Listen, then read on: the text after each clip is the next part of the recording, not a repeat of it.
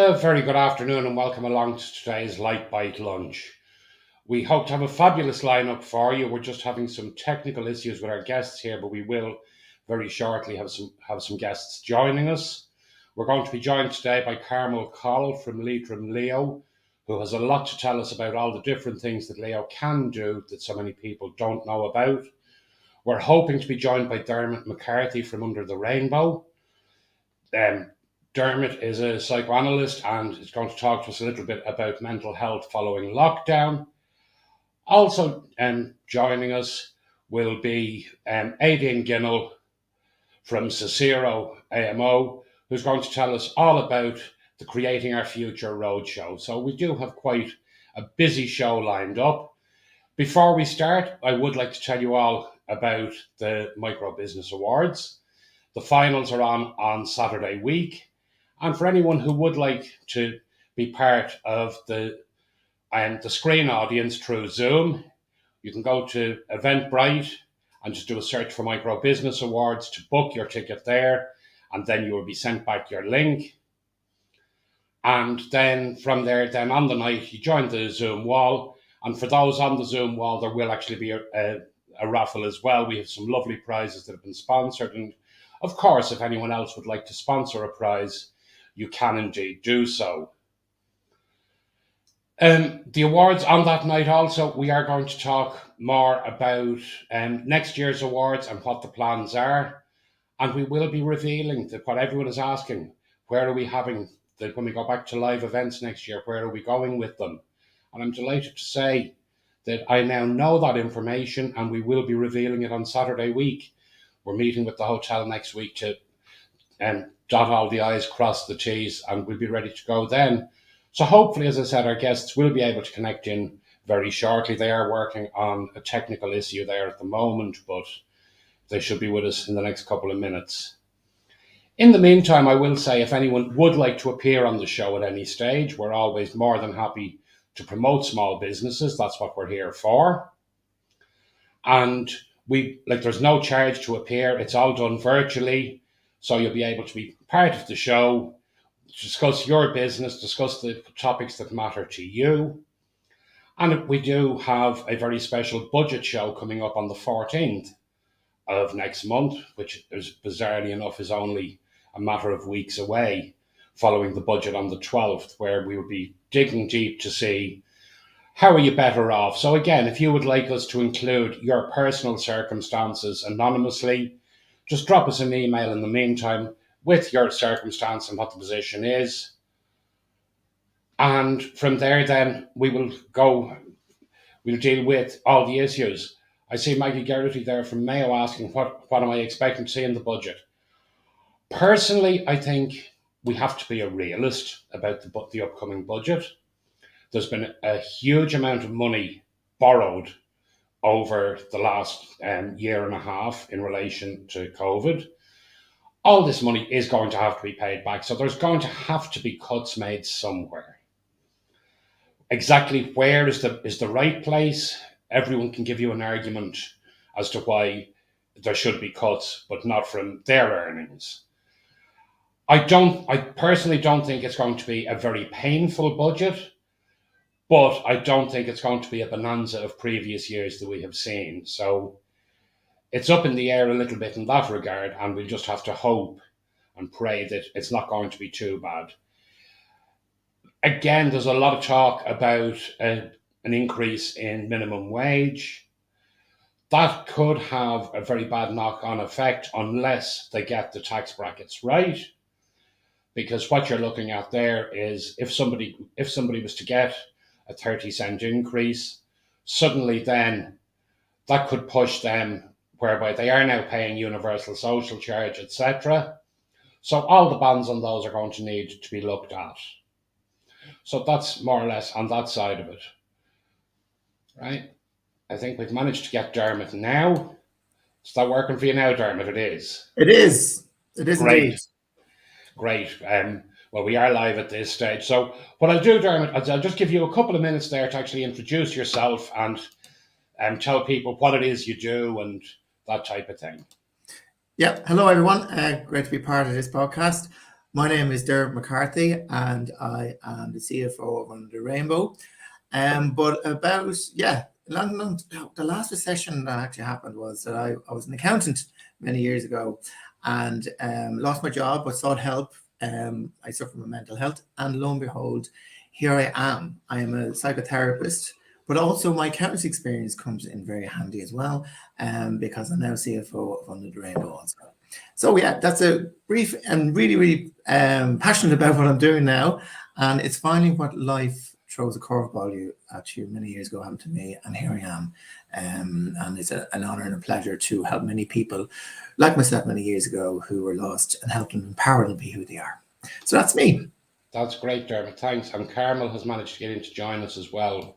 So, Carmel, if you'd like to tell everyone a little bit about who you are and what it is you do. Hello, Rory and Dermot. I'm sorry I'm late, and I haven't managed to connect to my laptop, but anyway, I'll sort that as we're talking. I work in the local enterprise office in Leitrim. We're based in Carrick-on-Shannon, and we try to help small businesses between zero, companies that have between 0 and 10 employees and have a turnover of less than 2 million. So that's the sort of client base we have. And I'm just here to tell you all the supports we have available, or some of them anyway. We mightn't cover all of them, but thanks very much for inviting me along today. It's very nice of you, and I look forward to the discussion. Yeah, well, we're absolutely delighted that you were able to join us, Carmel, because I know that if you talk to people around the country, different people will have different views when it comes to Leo. And I think a lot of it is the case that people don't actually know the right questions to ask. So when they're going in and they're asking about one thing, they're more or less leaving themselves stuck in that they're getting an answer of, no, we can't help you with that. So how do you approach it to say, but if you can't do that, what can you actually do? Where is there assistance available to me? Well, to be honest, when I joined the office first, I was really surprised that there's such an amount of support available that I had no idea existed before I joined the office. So while some people come to us looking for that little coveted bag of money, to invest in their business, we won't have a bag of money for everybody, but we will have something for everybody. We have a great mentoring program and training program. So my one bit of advice to anybody watching today would be just give a call. What's the worst can happen? They can call the office. Like literally every office has a website. They're all the same. They're run off the same server. So it's www.localenterprise.ie / and the county afterwards.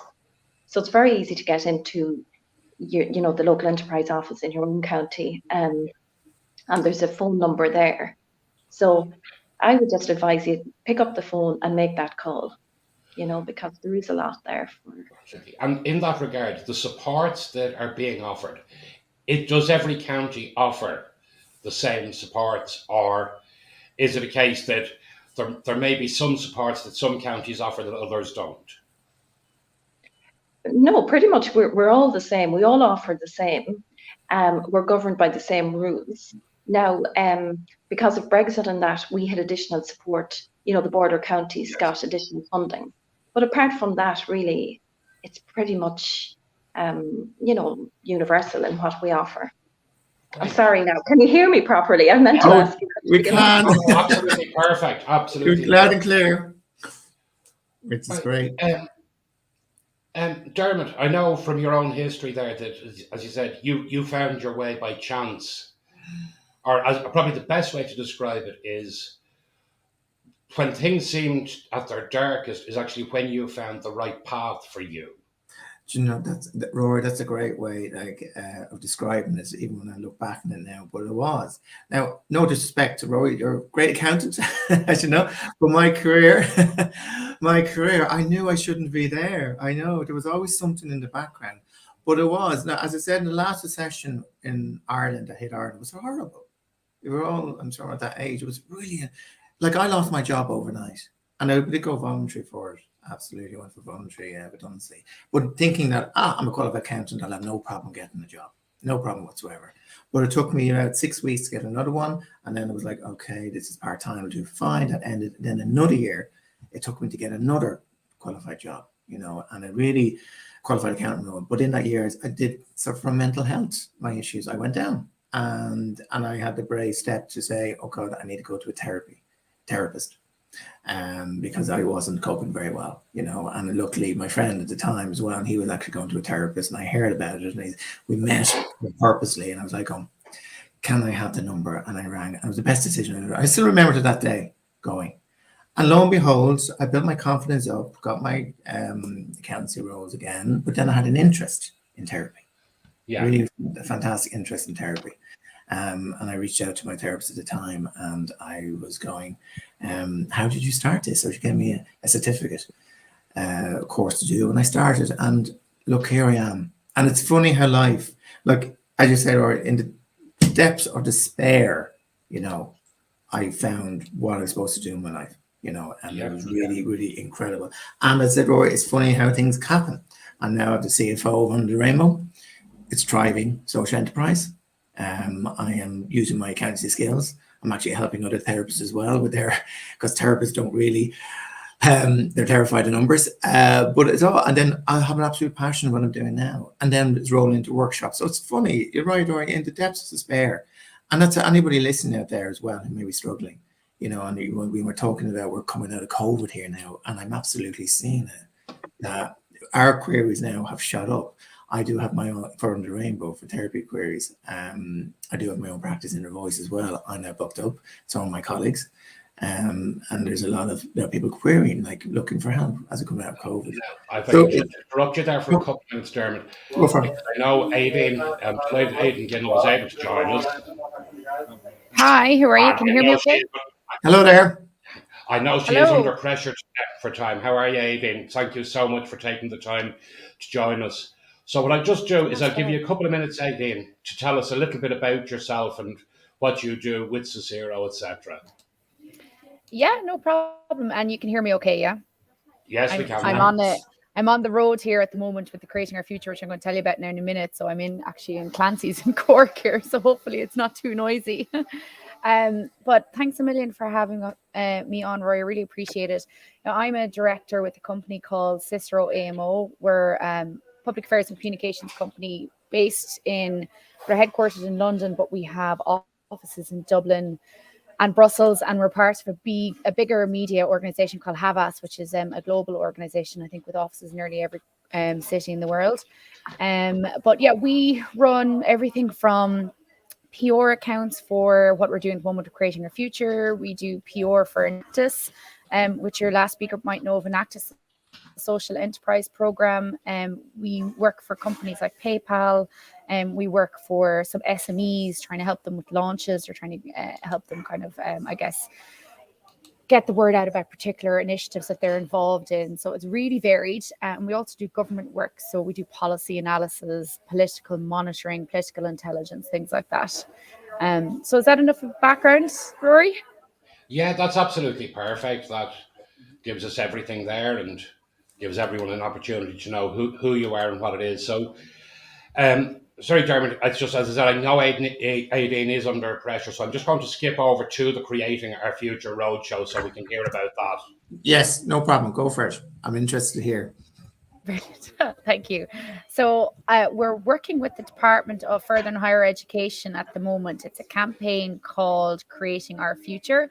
And basically, on the back of COVID-19, where there's like increased awareness now about the value of research and innovation and how important it is for everyday lives. And I mean, if you think about it, like members of the general public nearly becoming more informed and engaged on research and medical issues and talking about peer reviews and talking about different science elements. So it was a huge step change. And the government has decided to do this campaign where they're going around the country between now and the end of November, asking members of the general public what they would like researchers in Ireland to be focusing on. So, for example, we are getting submissions such as, we'd like increased focus on access to facilities for elderly people. We'd like increased focus on like urban planning renewal, things like that. There's been talk about integration of different nationalities. There's been talk about like humanizing the direct provision process. So it's really varied, and it's anything that's important to someone, because research is behind everything. So right, everything we do, there's a research element behind it. So we're not trying to narrowing it down. It can be anything. And to tell you where we are now, the submission portal officially went live the end of July, and Minister Harris launched the end of July. You can go on to creatingourfuture.ie and make a submission. It takes only like a couple of seconds. And we have started a roadshow. We started in Greystones last week with the sun shining, and now we're making our way down the not so sunny southeast. And we're making our way down, and we're now in Cork City. So I have the Lord Mayor of Cork City coming to join us at 1:10, so I'm supposed to be showing him around. But we are, it's great. We're getting to talk to members of the public. Members of the research community are coming down, and they're having conversations in public about what they're researching. So that's a really nice tie-in as well, to get people an understanding of like all this amazing work that's going on in this area. And when the submission portal closes the end of November, it's going to be compiled into a large report and presented to Cabinet. And obviously, with the report, with thousands of ideas and thousands of considerations and submissions, the government are naturally going to be able to pull from it for policy, their upcoming policy in this area, for future funding direction, and also for the research community itself to be able to get an understanding of what is on the minds of the members of the general public at the moment, so that they can help to inform their current and future research. So it's a really exciting campaign. That's what we're doing. It does. It sounds fascinating. I'm really, like, I as part of Underwear, we're really focused on diversity inclusion workshops, and we've seen a lot of variety happening with our workshops. And when people are coming, they're looking for that, particularly in the corporate world. So it's really like, and when we have presentations, we're always looking for research, to back up statistics. So that's really fantastic that I'm hearing you, Aideen. This is really exciting. To be honest with you, it's the first time I heard of the project, and I've already mentioned it, like they were joining. But it's really like our country has changed so much. It really has absolutely changed so much in the years. Like, it's such a diverse population that needs, and again, talk about in the therapy, we're seeing that when people come from different cultural backgrounds and they're struggling a little bit, through that. Definitely. And I was saying this to our team, like I was a little bit, I wouldn't say saddened, but I spoke with two different groups, one on Monday and one on Tuesday, and they're both from different countries, and they're either overstudying or overworking. Yes. And both, when I had a conversation about what they cared about, they all said, I think Irish people need to learn more about different nationalities and try and get a greater understanding of where we're coming from, because they feel like they're not fully being integrated and not fully being accepted. And I was quite saddened to hear that, because I would have thought we were such a welcoming society, but there's so much that is going on that we're not really fully aware of, and obviously that's what their thoughts are. So it must be a reality. I see that, because I do work with people who are not from Ireland, and they do love Ireland, they love it as well. But one thing they said, it's really, really difficult to integrate socially. Irish can be a bit standoffish, and it is. Exactly, as an Irish person, when I hear this, when people are coming and saying how proud I am that they're making a life for themselves in my country, but then you hear the sad side that you're going, oh, they can't. Actually, during COVID, if I'm honest, increased racism was occurring for people. A lot of racism, which is very sad in this day and age. Sad to hear, really, really sad to hear. Yeah, it is. I know. And I guess it's a big priority for this as well, because a lot of times when you think of research, you might think more just like the STEM or the medical element of it. But what we're getting from this campaign is the importance of social research, and how important social research is actually into our everyday lives, because it's all about interactions with human beings and how to develop communities and how to make communities work for people. Yeah, but this is exactly why when I read about the plan, I was like, yes, I really need to get you on the show so people realize this is happening and there is a plan for the future being made. So, of course, you probably won't be able to answer me off the top of your head, but when are we going to see you up around Leitrim? We are actually, it's on the website. Oh, I should have had that ready. Oh no, it's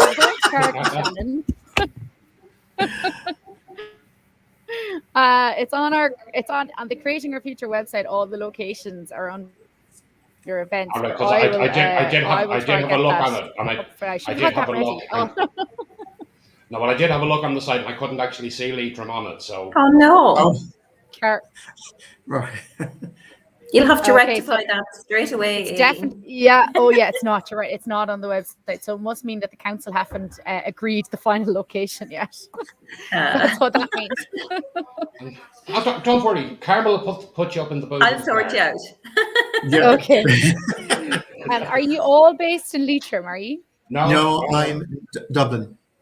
Based You're in Dublin. Okay. I'm Dublin. And Carmel, are you in Leitrim? Are you? Yeah, I'm based in Carrick-on-Shannon, and the office is in Carrick-on-Shannon. So, yeah. Oh, brilliant. So Well, I I actually- will definitely come back to you then, because Do pop down definitely, to us for because coffee, maybe. our office is based since 2014. You know, the enterprise function was brought in under the umbrella of the local authorities. So yeah, I would have had a local authority head on me before I moved over to the Leo office. So so I know them So all. if we're having problems getting the location over the line, we can come back to you as well. Exactly. Absolutely. Well, This is in great. all honesty, I have to say, having dealt with Leo in numerous parts of the country, the reason it was actually Carmel I asked to come on is I have found her absolutely fabulous to deal with since I moved up here to Leitrim, and it was a big change being from Dublin originally.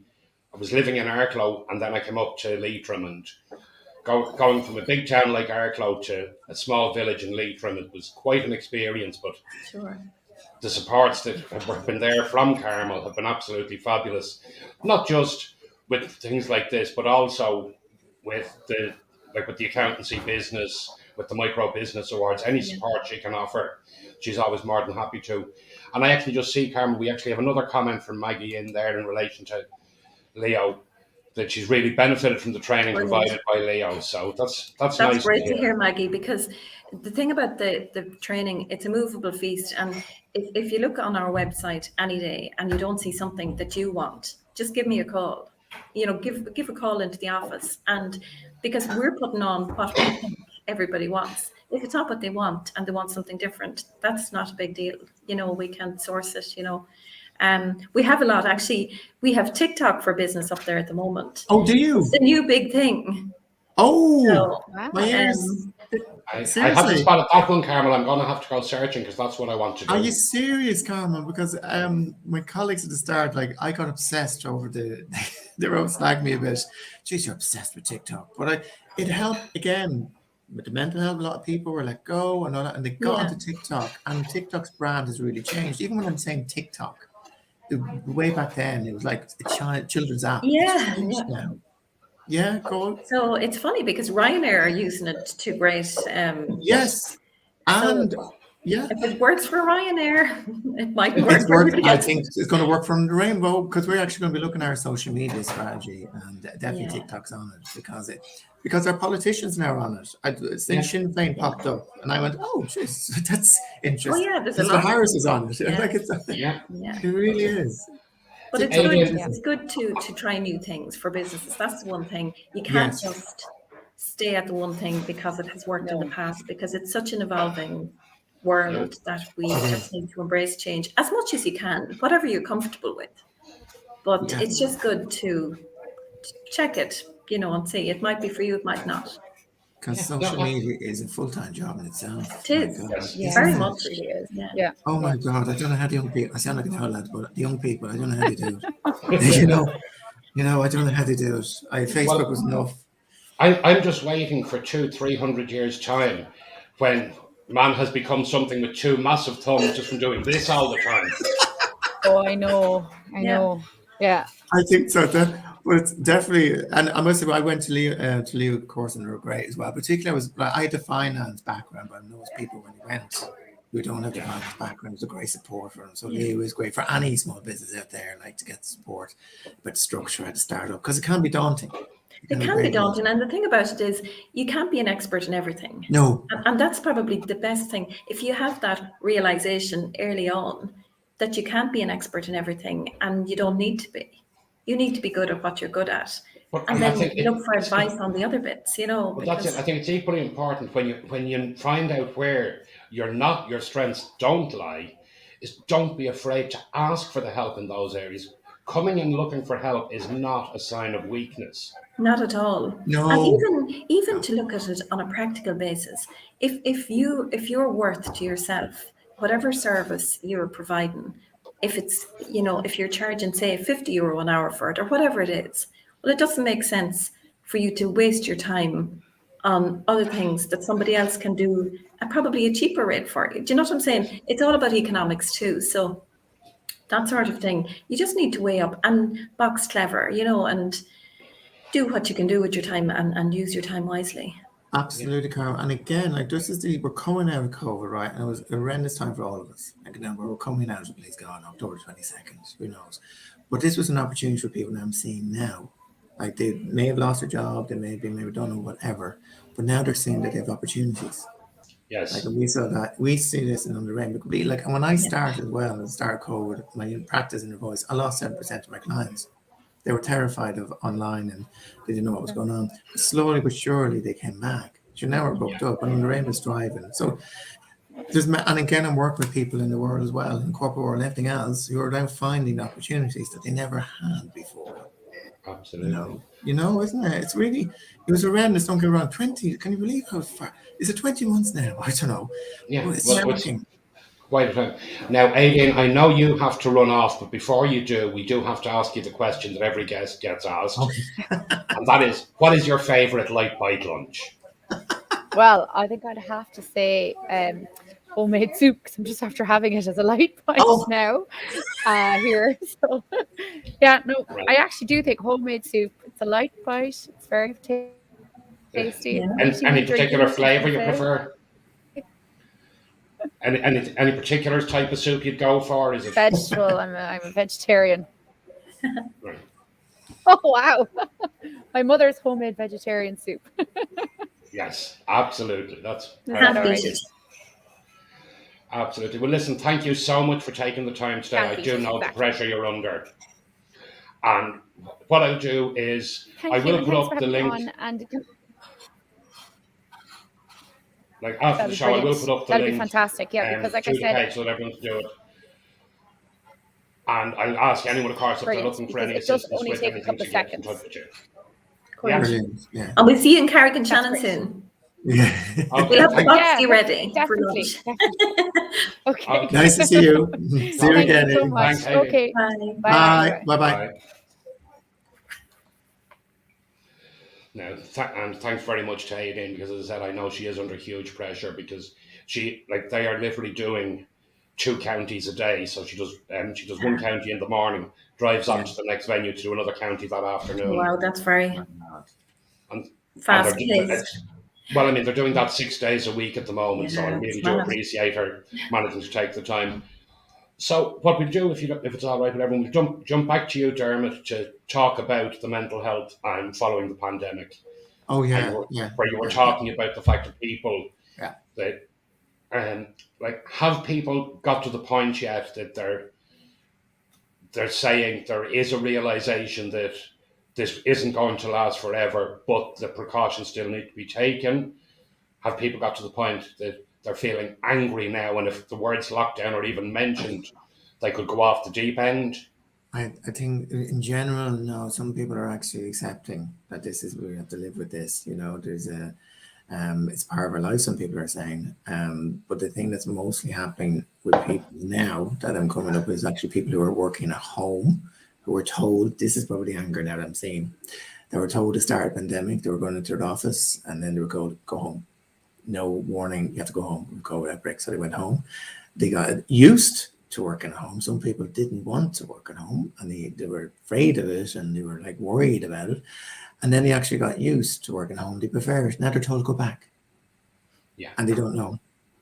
Now they're told you have to go back, and they don't know. Some don't know. It's the angle that's coming up now is they know some of their colleagues in other companies, they're going back. They've got this remote policy, which is brilliant, because companies need to cop onto this. Some are. So they're seeing their friends or whatever, family, whatever, their companies saying, yeah, you have a remote policy. So you can come in 2 days a week and you can work at home and give you an option. Where some people are still being told, we don't know. We don't know what's going to happen. And in general, what I'm seeing, a lot of people, the anger is That's the uncertainty, anxiety. It's not actually about the lockdown. And I talked to them about, the lockdown, we've come, great, brilliant. It's come to an end, nearly great. But it's all about, I don't want to go back to the office now. I've actually bought a house or apartment down the country. I don't want to go back to Dublin. It's really, really interesting now that what the anger is coming up now, and the companies need to look at this. And so then, as I see, there's a lot of anxiety now. We were aware of this, us therapists. We were told people were surviving. This was trauma. They were surviving. But now we're coming out of it, that people are now more anxious. People are definitely angry. People have adapted to a new way of life, that they don't want to go, as I say, to this new life, going back to the office. So there's a lot of anger and anxiety still going on. But it's not about the lockdown, actually. It's about, I was working at home. I got used to it. I like working at home. I like getting up in the morning for 5 minutes and in work. I don't want to go back to an office where it's commute for 2 hours. I don't want to do that, and I'm no say. So that's where I'm seeing an awful lot. That the lockdown has, I suppose people are coming in now as part of our life or whatever. People are even talking about, like I am. I'm going to continue on wearing the masks. I'll keep on doing that. But what I'm seeing, or you asked, what I'm seeing, we in Under Rainbow, seeing the queries coming in, is the anxiety and stress. I was working at home. Now I've got to go back to the office. I don't want to go back. Right. Now, how much of that is down to people feel they have a better work-life balance working from home, and how much of it is down to people have actually forgotten how to socialize? Work-life balance. That's completely, seriously. If you can imagine, and people I've been talking to, they have to take 2 hours to go to commute to an office, 2 hours. And this is in Dublin, by the way. So they live in Dublin. And then they were told to work at home. They got used to it. So they get up 5 minutes, they're in bed, whatever, 5 minutes, and they're ready. And they work at home and they do the same job and everything else. So that is why it's the work life. So they have 2 more hours for their own time to spend with their family. So that, or their own, if they're free and single and or whatever, that they have themselves. That's what's coming in. The work-life balance was much better for people who were working online because they had more time for their family. They saw their kids, they saw everything. It was great. So when you can imagine, like if you imagine that you have this online world and you're working at home and you're happy and you've got more time for your friends, family, and social life, and you've got to go back to the office where to travel minimum 2 hours a day.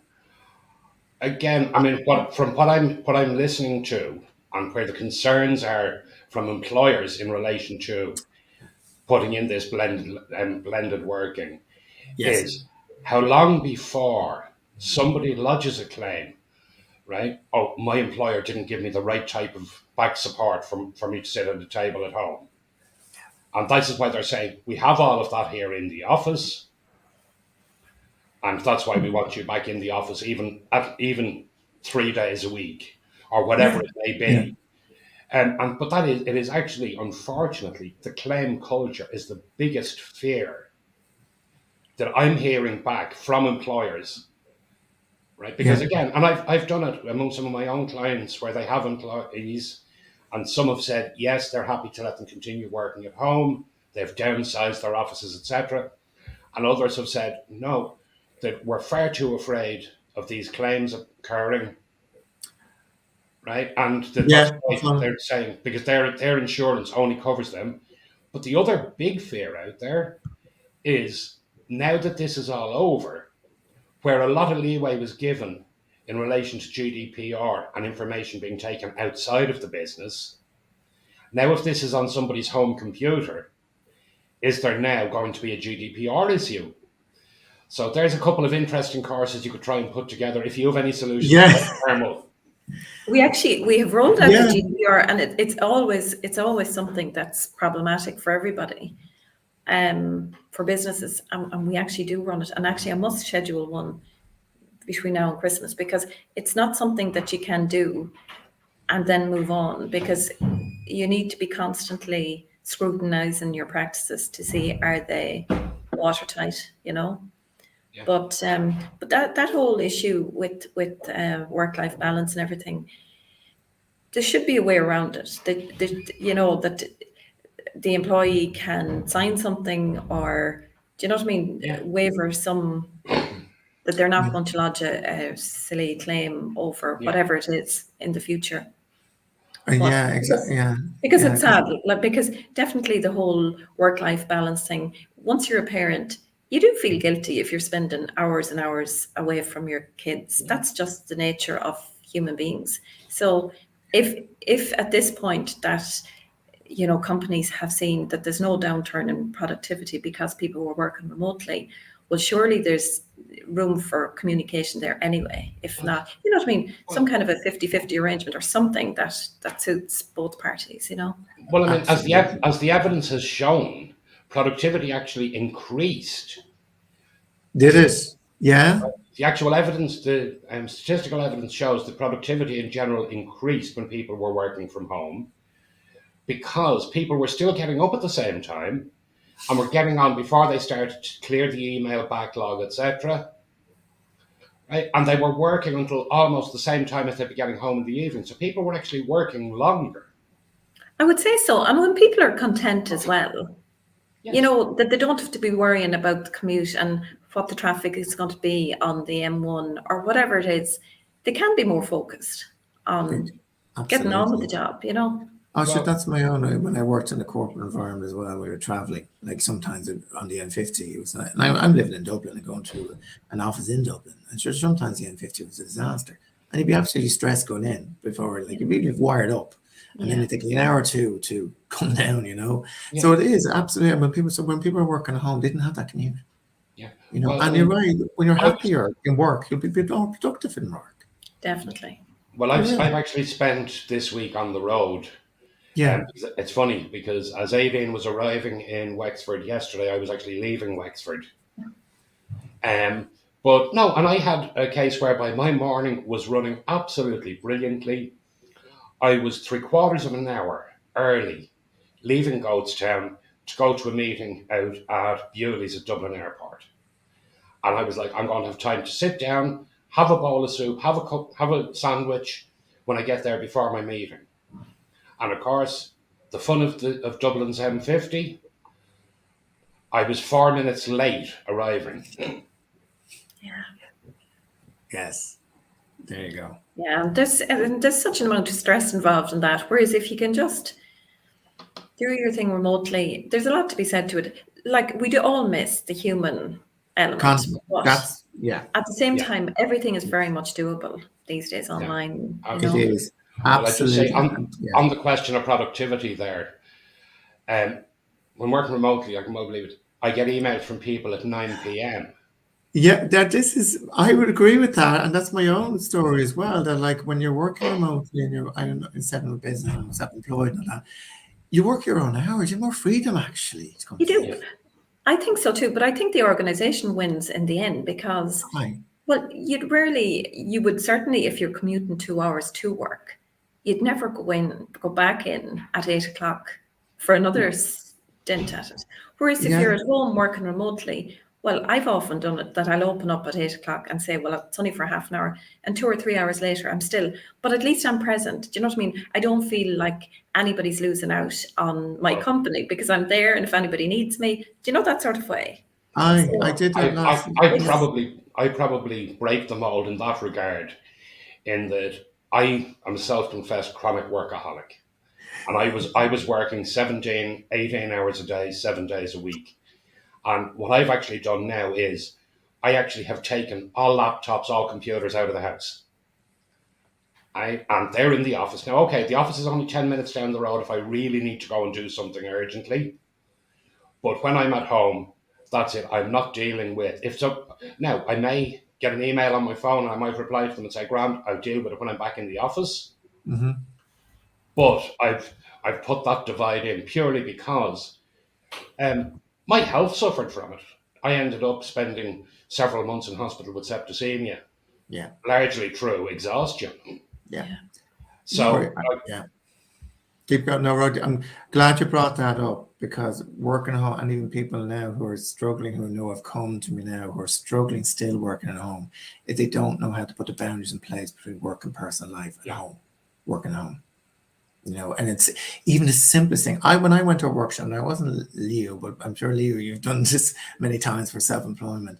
But it was actually I was in the Insight Management workshop for therapists just by setting up self-employment. But the simplest things I picked up from were like putting the work shoes on.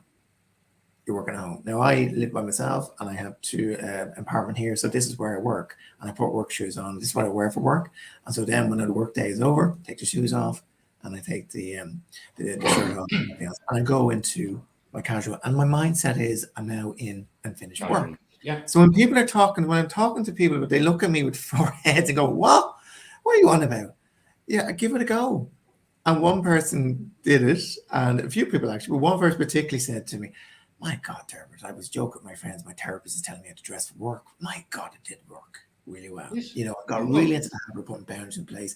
And even was fantastic. Got a light in the apartment going, "Okay, when it changes color, that means my work day is over." It's incredible what people are really have initiative and adapting well at work. But it is this online world is staying with us, and companies definitely, as Carmel was saying as well, are benefiting as well as the employee or the people who are working at home, for example, because there's so much opportunities now, finance. But it is, Roy, I'm glad you brought that up because it is so important to be looking after your mental health during this time, particularly. No, absolutely. Isn't it? And even when you look online, and as Carmen says, we're all social beings, and that's one thing where people I want to go back to the office now, not 5 times a week, but I want to go back twice because I miss my colleagues and I miss going out. There you go. Yeah, work shoes, great. See, try it, people. Absolutely, because it was wonderful for me. It worked really well. But it is simple things.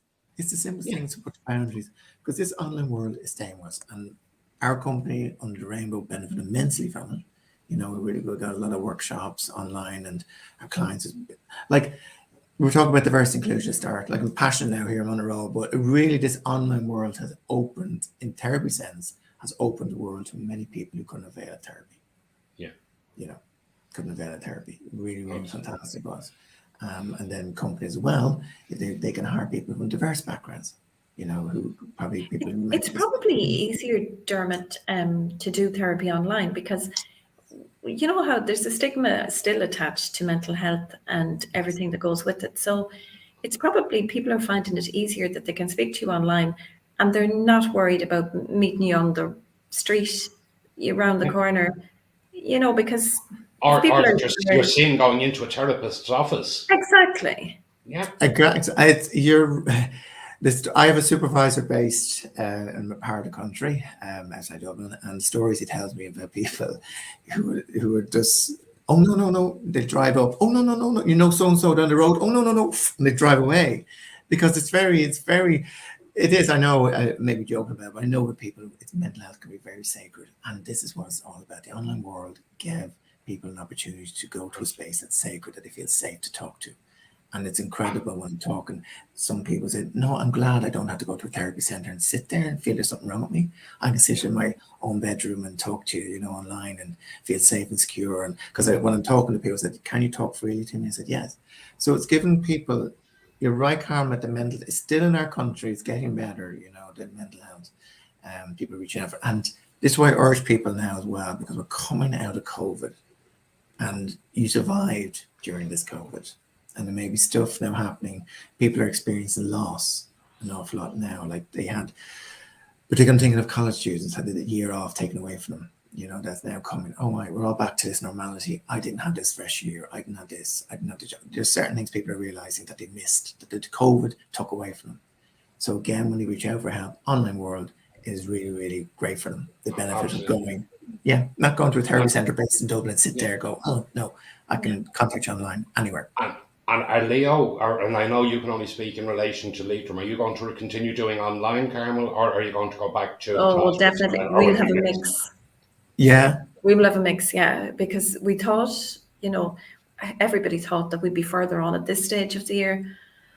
But we'll start to offer, you know, classroom based, but definitely the online will be keeping a lot of it, because to be honest, a lot of the social media courses and training we do and those sort of ones, they lend themselves very easily to the remote learning, you know. So yes, when you're working with Greg Fry, it makes it very easy to do remote learning. He is the most amazing, dynamic trainer. He was so good. Well, I'm actually hoping I'll have Greg on the show in the coming months. As soon as I can tie him down for a day, he's actually free. Yeah, he's a great chap. He's always busy. A busy time. But he that's- just gives so much of his time. You know, you can't ask anything more of a trainer. Like, he's so generous with his knowledge. You know. Absolutely. Now, but I just want to skip back because when we asked Aideen about her light bite lunch, we never asked either of you. So, what about yourself, Carmel? What would be your ideal light bite lunch? Well, I'm partial to a bit of Jenny's brown bread. You know, the treacle bread or the stout bread. Yeah, the stout bread. I like that with just a little mayonnaise and chicken. I like that. I like boxty. I can't forget about the boxty. Like a little bit of that sometimes. I like goat's cheese a lot with pesto on ciabatta. It's a little more Italian feel to that, but anything basically, I'll eat anything. Well, with your boxty, try your boxty with a couple of poached eggs and a little bit of hollandaise sauce over it to make a boxty Benedict. Do you like that? Absolutely beautiful. Oh, because I love poached eggs and I love hollandaise, but I'd never put them with boxty, so I'll try that. If you try it with boxty, because you see the boxty absorbs the sauce beautifully as well, so you get the flavour, the yolk, the whole lot, all in one. Dermot's probably wondering, what is boxty? I was going to say that it was boxty. I'm laughing because I'm like, you're making me hungry. I had a lunch before I came on, but I'm like, I'm getting really hungry now. What's boxty actually? What is boxty? Boxty is more or less like a potato bread or potato dumpling from that's generally based up around the northwest of the country. For where you are, if you slip over to Temple Bar there, Pádraig O'Gallagher has the Gallagher's Boxty House. And you can enjoy a cuddle with boxty dumplings. Yeah, it's right beside Elephant and Castle, isn't it? Yeah, yes. Have you? Right. Oh, do you know what? That's where I'm going tomorrow. No Monday. Well, let Pádraig know you were on the show here, and I will. Yeah, Pádraig was on the show with us not too long ago, and so what about yourself, Dermot? What would be your light bite lunch? Well, here you go. Crackers. Now, should we get the name? Yeah, okay. Yeah, Carr's Water Crackers. Oh, yeah. That's okay. a very light lunch. Oh, they're like lovely. I was even talking like there's cheese spread, cheddar, relish, a little bit of mint can be thrown onto it as well. But it's they're lovely quick snacks. They're gorgeous, really nice, and of course with a lovely soup as well. And I love it. I can't drink takes tomato and say with vegetable soup. Speak English, Jesus, must be getting hungry now. But they're lovely, and I found those really only actually stopped shopping in a certain supermarket, and I was like, oh well, I'll try these. They're lovely. Gorgeous, keep me going, little snacks and light and everything else. But soup is particularly coming into this the winter month, let's say. Soup is great, and particularly, after a run, I'm on a roll here now. But running, good for your self-care as well, mental health. Running though, after a run, vegetable soup, chicken soup is gorgeous. And a cup of coffee every running on a Sunday morning. Running is a distant memory to me. I'll have to get back. What happened, girl? Why did you run the class? I just don't. Well, I used to go out, in the mornings, and I haven't been out for maybe 4 months, maybe, or 5 months. But I tend to walk and a little waddle more than a run. But that's good, because the one thing that I'm really it's beginning to open up now.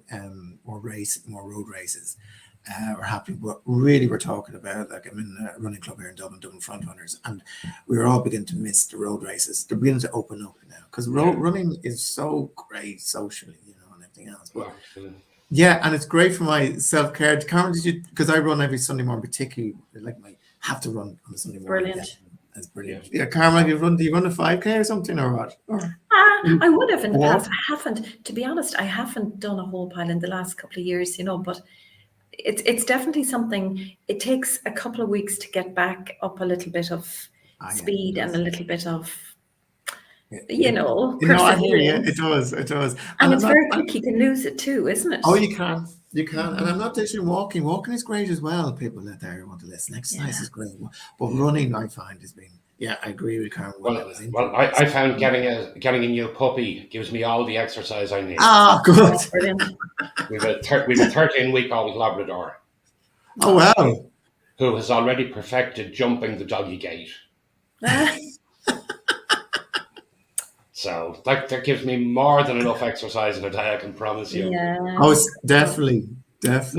Carmel, so Want to get on now to talking about Leo and talking about. I know we don't have time to go through absolutely everything that Leo has to offer, but Do you want me to share? I have a presentation there, but yeah, absolutely. I You can can share hit it your if you share. want, or I can just, Yes. it'll just prompt me, whatever. Do you want me to share it? Yeah, go ahead and hit your share screen there.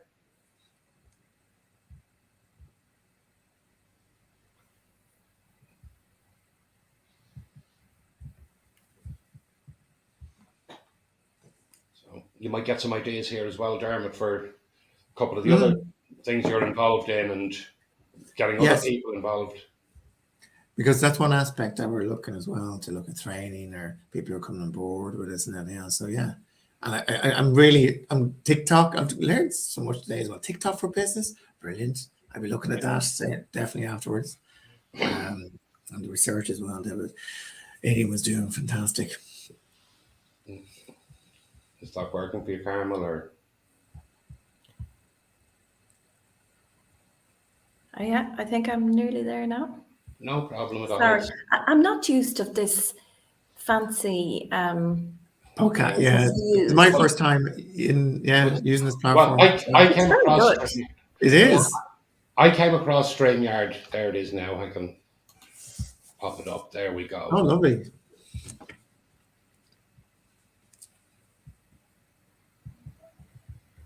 Sorry now. Can you see that? We can. Yes. Yeah. Excellent. So I've just put a few bits up there. Like I said, financial assistance. I work on the Measure 2 side of the house, let's say. So Measure 2 deals with soft supports, we call them, and that's mentoring, training. We've different little programs that pop up here and there. We have, the Ireland's Best Young Entrepreneur that we would have run in the past. That's on hold at the moment. The head office hasn't decided where that's going at the moment, or if it's going to be amended in its delivery in the future. So, well, what you can do there is get them to join us on the Micro Business Awards, and we'd be more than happy to. There, now you're talking. Because it was been delivered every year, and we found, to be honest, sometimes it was difficult to get a good batch of entrepreneurs between 18 and 35. Sometimes it just depends on the time, but every year for a small county like Leitrim was a lot, Yeah. But so we deliver training, as I was talking about.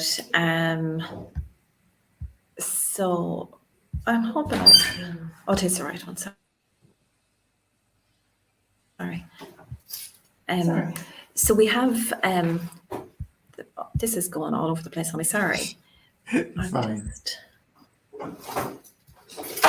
I think the gods are conspiring against us today. Well, this is one of the things about when you're working at home, the IT or working online. So I'll go back there a little bit. Sorry. The joys of modern technology. So yeah, IT is a test. Any of the training we offer, Can you still see Yes. me? Or can you see me or the presentation? So anyway, we have training. So as I said, if there's something on our website that you like or that you don't like, or we would love your views. I would love your views. We've actually conducted a survey in the recent past. So all I want is honest feedback, really. And if there's something that you have a burning ambition to do training-wise, just let me know and we can arrange it. So we offer mentoring, and the Microfinance Ireland loans I'll come back to. So on the capital side of things, there are priming grants. So if you're in business less than 18 months, you can go for a priming grant. We also have the business expansion grant for companies that are in operation more than 18 months. There's a feasibility study grant. TAME, it's technical assistance for micro exporters. So that's for somebody if they're interested in exporting and they want to attend a trade fair abroad, that's where that comes in. So obviously the trading online vouchers are there also. I'll touch on that later. Yeah, the grant funding there for the capital funding, well, for all of our funding, really, you mustn't employ any more than 10 people. Your turnover has to be less than 2 million. You have to be established, registered, and operate within the county where you apply. So if you're in Mayo, like some of your viewers are, you'd apply obviously to Local Enterprise Office Mayo. You must operate in the commercial field. You need to show that there's a market for the product or service that you are planning on, producing or providing, and have potential for job creation, and have the potential for growth in the domestic or the export market. Right. So, sorry now, I'm doing it this way because I'm afraid it'll run away with me again. The priority will be given to manufacturing and internationally traded services. And if there's a unique tourism service aimed at the overseas market, all of those will be given priority. The restrictions are retail, personal services, professional services, construction, and local building services. So for anybody that's interested and is thinking, well, I could do with a feasibility grant or a priming grant, contact the Local Enterprise Office, and you'll be dealing, in our case, with Geraldine Reynolds. She's the Senior Development Officer in the office. So she'll discuss with you personally what your circumstances are and if she thinks that you are eligible for any of our funding. So she'll send, we have this fancy new system called Submit. So you'll get a link to, complete your application through Submit. And that comes back to us and will be dealt with. There's an evaluation meeting then every quarter. So you don't have too long to wait for. And also, if you're thinking, oh, how am I going to get this application together? Just give me a call and we can work it out. I can give you assistance on that. That's no problem. The trading online voucher it's around now for maybe 6 years or so. So at the moment, you can avail of 50% funding up to a maximum of 2,500. Now, last year, because of COVID, the funding was 90%, but that went back to 50% on the 1st of January. So you must be trading for a minimum of 6 months. You have to attend a workshop. It's mandatory, and it goes through the whole application process. And it's very good because it'll cover, what makes a good website and what you need to be looking out for, what you need, what you don't need. So the voucher itself, it can be used for software programs, for a booking platform, for Shopify, that sort of thing. If somebody has 2 businesses, yes, and they have done the course and they've got one, yes, grant, when they apply for the second business entity, do they have to do the course again, or can it be confirmed they had previously done it, or is that to be honest, of who the desk it lands on? To be honest, I would accept that. If somebody had done it and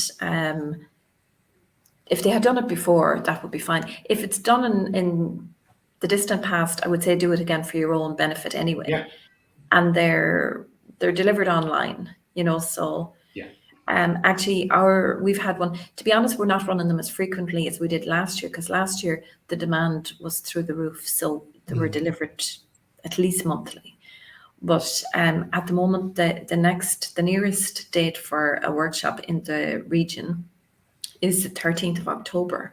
So you can go through the Donegal website for that. It's localenterprise.ie/Donegal, and they will be fine. They will, allow you to take part in that. Right. So once you've done the work, sorry? Maybe I can get the PowerPoint show of that off you that I can send out to people, because sure. The clock We're running out of time. We only have about 30 seconds left. Okay. So what I would say is, if there's anything I can help you with, absolutely make contact with localenterprise.ie/Leitrim. On there, you'll find my contact details. And even if you're from another county and you're wondering who to contact, I'll put you in the right direction. If you're from Leitrim, give me a call and let me know where you're at and how we can assist you. Fantastic, Carmel. That's great to hear, because I'm Dublin based here. So great, brilliant. Well, I really want to thank my guests today, Dermot, Carmel, and Aideen. Really do appreciate y'all taking the time to join us. And we will be back with you in 2 weeks' time again, when we will be talking Budget 2022 and everything that's going to have on offer with it. So until then, say good afternoon to you, and we look forward to seeing you all soon. Thanks so much. Lovely to Thanks, meet you, Rory. Dermot. Likewise, All right. Carmel. See you all.